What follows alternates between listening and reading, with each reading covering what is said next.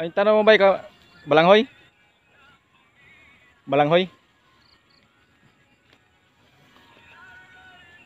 Ay, ito mga amigo, lawak ng kabalanghoyan ni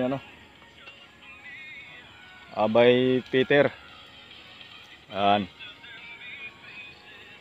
Ang taba ng lupa dito. Ano pa? Alas 7:20. Aga pa. Oh.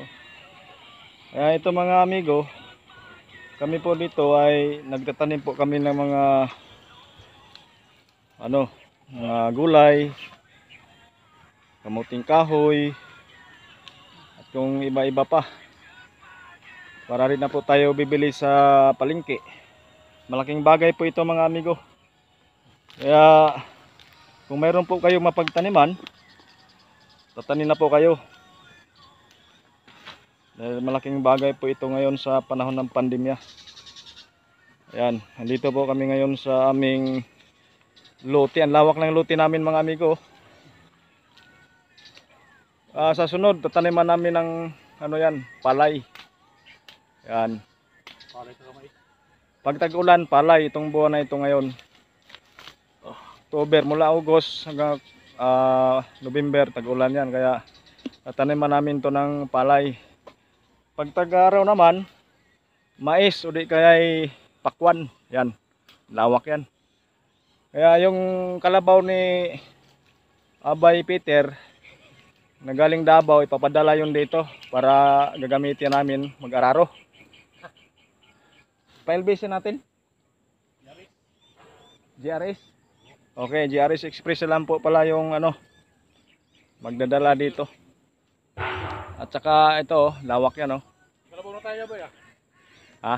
May kalabaw ka dyan Tubig. Oh, pwede yan, pwede. Yan lang, may balda. So masakit na yung mga kamay nun. May balda. So dito na lang mga amigo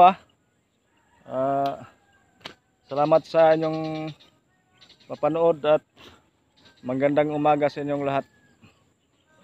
Paki-subscribe na lang po yung YouTube channel ko, Big Biz TV. Paki-click na lang po yung notification bell para updated po kayo sa aking mga bagong video. Okay po. Yan, ito talagang pinakamasipag. Si Peter Paul.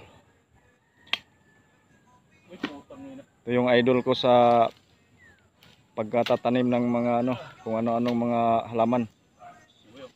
Yan Ayun, may unod na yung balanghoy namin. Pwede namin ilagayin mamaya. Kaway-kaway naman yan. Bye.